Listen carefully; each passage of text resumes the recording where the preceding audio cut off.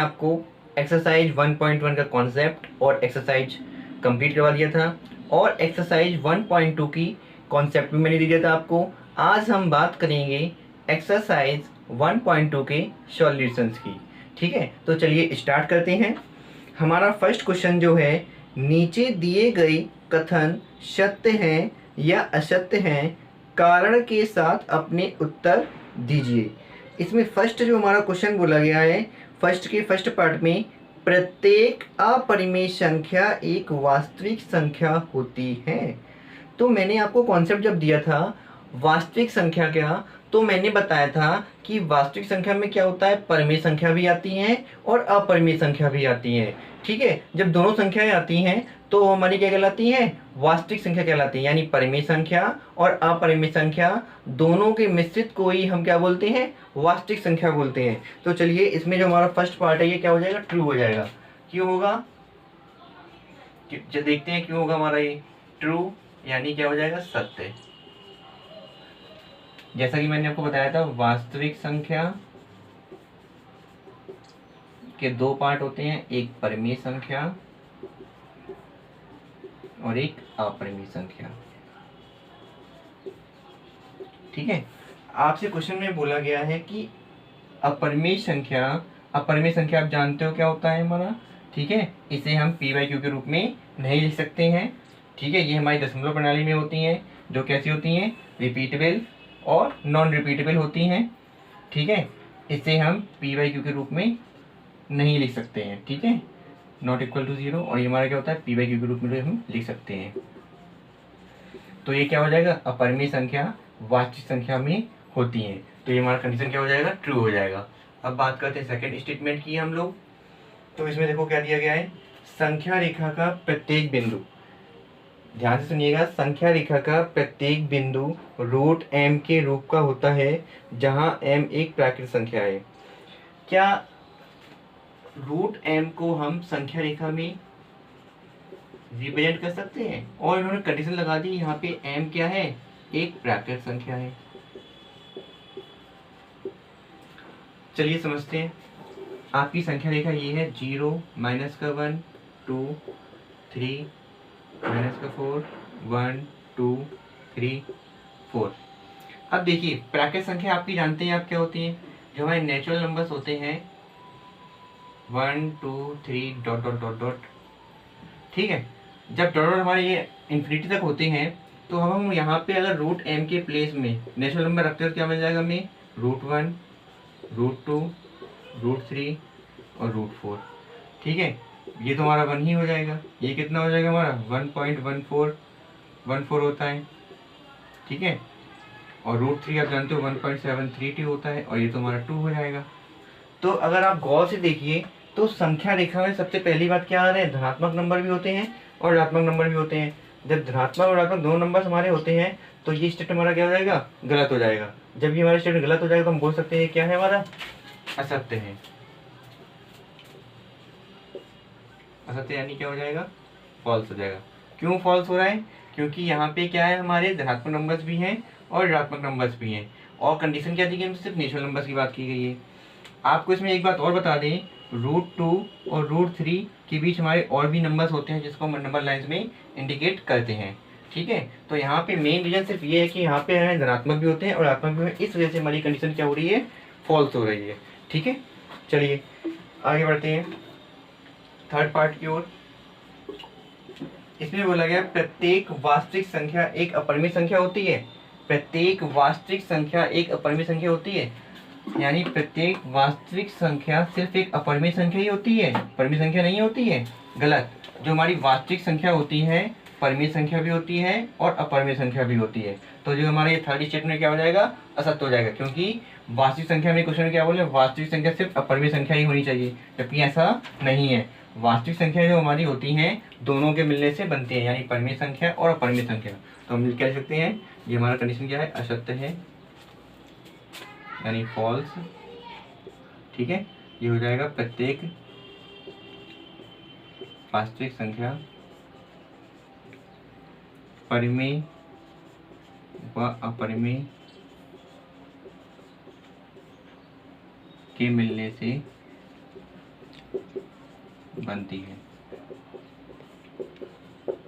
ठीक है, अब बात करते हैं क्वेश्चन नंबर 3 की। सॉरी, क्वेश्चन नंबर कौन सा भी हमारे फर्स्ट के सारे पार्ट थे। अब क्वेश्चन नंबर 2 की ओर चलते हैं।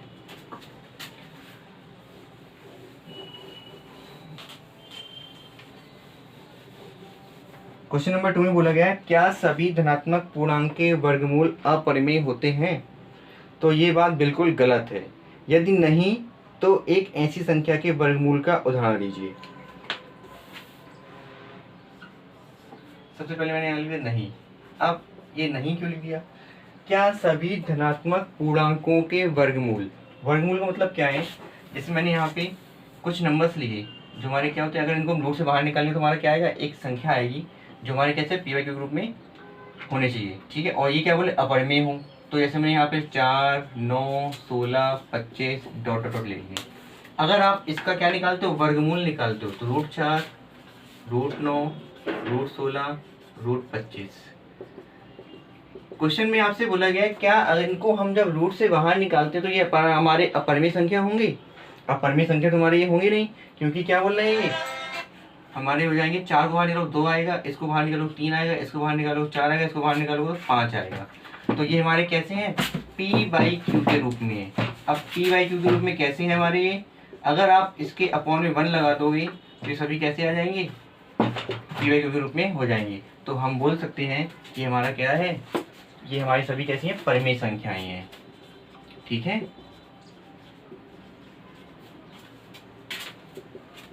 ठीक है, तो इसलिए हमारा स्टेटमेंट क्या हो जाएगा, नहीं। ठीक है ना, आपको आई होप ये क्वेश्चन समझ में आ गया होगा। ठीक है, अब बात करते हैं क्वेश्चन नंबर 3 की। क्वेश्चन नंबर 3 में क्या लिखा है, दिखाइए कि संख्या रेखा पर √5 को किस प्रकार निरूपित करते हैं। जो हमारी संख्या रेखा पर होता है √5, इसको मैंने आपको कॉन्सेप्ट में बता दिया था। हालांकि मैं यहाँ पे आपको फिर से एक बार समझा दे रहा हूँ। यहाँ पे √5 की जगह मैं यहाँ पे √6 ले रहा हूँ। क्या ले रहा हूँ, √6। जब मैं यहाँ पे √6 लूंगा, √6 को संख्या रेखा पर निरूपित, निरूपित का मतलब क्या होता है, दिखाइए, निरूपित कीजिए। क्या होता है, निरूपित कीजिए। जब इसको निरूपित करेंगे, देखिए यहाँ पे कैसे करेंगे। सबसे पहले आप क्या करोगे, नंबर लाइन बना लोगे, 0, -1, -2, -3 और -4, 1, 2, 3 और 4। अब एक बात देखिए, अगर आपको याद हो, मैंने कहा था जब भी √6 को निकालते हैं, नंबर लाइन ड्रॉ करते हैं, उससे पहले मैं छोटा सा एक चीज़ पता होना चाहिए। क्या पता होना चाहिए, √6 निकालने से पहले आपको 6 - 1 की वैल्यू पता होना चाहिए। ठीक है, ये तो √6 आपको पता ही है, यानी √5 को आपको नंबर लाइन्स में ड्रॉ करना आना चाहिए, जो मैंने आपको बता चुका था। अब आपको अगर याद हो तो √5 को कहाँ पे आया था, यहाँ पे आया था। जब √5 यहाँ पे है तो यानी इसकी डिस्टेंस कितनी होगी, यहाँ से हमारी √5 होगी। और यहाँ पे हम लोग क्या करते हैं, 1 मीटर का क्या डाल देते हैं, लंब डाल देते हैं। ठीक है, और इससे हम इसको क्या करते हैं, मिला देते हैं। जब मिला देते हैं तो हमारे क्या हो जाता है, ये हमारा एक O पॉइंट बन गया, A बन गया, B बन गया। ये हमारा एक बन गया समकोण त्रिभुज। क्या बन गया, समकोण त्रिभुज। अब समकोण त्रिभुज को आपको सॉल्व करना आता है। इसमें हम क्या अप्लाई करते हैं, इसमें हम अप्लाई करते हैं पाइथागोरस प्रमेय। तो यहाँ पे लिखेंगे त्रिभुज OBA में क्या हो जाएगा, OA का स्क्वायर √5 का स्क्वायर +1 का स्क्वायर, यानी कितना हो जाएगा, OA इक्वल टू हमारा आ जाएगा 5 + 1 यानी √6। अब आप जानते हो जब हम इसको क्या करते हैं, सर्किल से क्या करेंगे, जब इसमें प्रकार की सहायता से सर्किल बनाएंगे तो यहाँ पे क्या होगा, एक आर्क लगेगा। जब ये आर्क लगेगा तो हमारा ये कुछ डॉट डॉट करके चल जाएगा, और यहाँ पे हमें क्या मिल जाएगा, √6 की वैल्यू मिल जाएगी, जो हमारे क्या पॉइंट हो जाएगी, C पॉइंट हो जाएगी। ठीक है, आई होप आपको ये समझ में आ गया होगा। ठीक है, अब इसका एक कॉन्सेप्ट हमारा और होता है, आपको वो बता रहा हूँ। ये तो हमारा हो गया फर्स्ट मेथड। देखो अब यहाँ पे आपको मैं बता रहा हूँ इसका सेकंड मेथड। हालांकि ये फर्स्ट वाले से ही कनेक्टेड होता है, बस आपको यहाँ पे थोड़ा सा केयरफुली देखना होता है। यहाँ पे O, यहाँ -1, यहाँ -2, -3, -4, यहाँ पे क्या हो जाएगा 1, यहाँ 2, यहाँ 3, यहाँ 4। देखिए यहाँ पे हमारा क्या था 0, 0 माइनस का 1 माइनस का 2 माइनस का 3 माइनस का 4, इसको मैंने नाम दे दिया एक O पॉइंट, ठीक है। और यहाँ पे जो यहाँ 1 है, इस पर मैंने एक लंब डाल दिया 1 मीटर का, 1 मीटर का मैंने क्या डाल दिया, लंब डाल दिया। जब मैंने 1 मीटर का लंब डाल दिया यहाँ पे, ठीक है, और हालांकि यहाँ से यहाँ तक की डिस्टेंस कितनी हमारी 1 है। आप जानते हो आप 1 और 1 कितना हो जाएगा हमारा। जब इसको हम क्या करेंगे, सबसे पहले आपको पता है हमारा कौन सा त्रिभुज बन रहा है, हमारा बन रहा है ये क्या, समकोण त्रिभुज। अब समकोण त्रिभुज को आप जब हल करते हो तो कैसे करते हो, पाइथागोरस प्रमेय से आप हल करते हो। जब आप जानते हो ये हमारा क्या है, लंब है और ये आधार है, तो क्या हो जाएगा, कारण कैसे आएगा, दोनों को जोड़ देंगे यानी 1 + 1 कितना आ जाएगा, √2 आ जाएगा, ठीक है। अब हमारा √2 आ गया। अब हम इसमें फिर से एक बार क्या करेंगे, AB, इसको हमने नाम दे दिया OAB। अब क्या करेंगे, जो हमारा कण था इस पे 1 मीटर का फिर से लंब डालेंगे इसमें। जब लंब डालेंगे तो हमारा 1 हो गया, और इसको हम फिर से इसको मिला देंगे। तो देखिए हमारा एक फिर से क्या बन गया, त्रिभुज बन गया। कौन सा, वो भी समकोण त्रिभुज। अब यहाँ पे देखो हमारी क्या है, √2 और ये 1, तो कितना हो जाएगा, √2 और +1 कितना आ जाएगा हमारा, 2 + 1 कितना हो जाएगा, √3 हो जाएगा। तो यहाँ कितना निकल आएगा, √3 निकल आएगा। फिर हम क्या कर देंगे, लंब डाल देंगे इसमें, और ये 1 हो जाएगा। तो यानी कितना निकलेगा, √3 + 1 कितना हो जाएगा हमारा, 4 हो जाएगा। 4 को बाहर निकालो कितना आ जाएगा, 2 आ जाएगा हमारा, ठीक है। अब हम इसमें फिर से लंब डाल देंगे तो हमारा कुछ इस तरह हो जाएगा। तो कितना हो जाएगा, ये हमारा 1 हो जाएगा, 2 + 1 कितना हो जाएगा, 4, 4 + 1 कितना हमारा √5 हो जाएगा, ठीक है। अब हम इसमें एक फिर से लंब डाल देंगे तो ये हमारा कुछ इस तरह हो जाएगा। यहाँ पे 1 हो जाएगा, और 1 और √5 कितना हो जाएगा हमारा, √6 हो जाएगा, ठीक है। फिर से देखिए, सबसे पहले आप अगर 1 + 1 करोगे कितना आएगा, √2 आएगा। फिर √2 + 1 का यानी इसका हम क्या करेंगे, पाइथागोरस में अप्लाई करेंगे तो हमारा कितना, √3 निकल आएगा। फिर इस वाले ट्रायंगल में आप क्या करोगे, अप्लाई करोगे पाइथागोरस थ्योरम, तो हमारा कितना 2 आ जाएगा। फिर 2 + 1 अप्लाई करेंगे यानी कितना आ जाएगा हमारा, यहाँ पे √5 आ जाएगा। फिर √5 और 1 को अप्लाई करके हमारा क्या आ जाएगा, √6 आ जाएगा। मतलब सभी में हम कंटिन्यू क्या कर रहे हैं, पाइथागोरस प्रमेय अप्लाई करके यहाँ पे लिख रहे हैं। जब हमारा √6 आ गया यानी यहाँ पे √6 लिखा है, तो क्या करेंगे, यहाँ पे हम प्रकार की नोक रखेंगे और यहाँ पे क्या करेंगे, सर्किल ड्रॉ करते हैं। जब सर्किल ड्रॉ करते हैं तो हम क्या करेंगे, यहाँ पे आर्क लगाएंगे यानी चाप लगाएंगे। ये हमारा चाप कुछ इस तरह जाएगा आपका, जब हमारा ये कुछ इस तरह जाएगा तो ये आपका √5 के आगे यहाँ बन जाएगा। यहाँ पे √5 है तो यहाँ पे आपका √6 मिल जाएगा, ठीक है। जैसे आपका क्या हो गया था, इसके नामकरण कर दो ABCDE, और ये हमारा क्या हो जाएगा, F हो जाएगा। तो आई होप आपको ये नंबर्स लाइन में ड्रॉ करना आ गया होगा, ठीक है। और बहुत ही सिंपल कॉन्सेप्ट है, इसी तरह आप किसी का भी निकाल सकते हो, ठीक है। ये तो आपका लॉन्ग मेथड हो गया, वरना जो आपको मैंने पहले बताया था वो वाला मेथड आपका बहुत सिंपल है।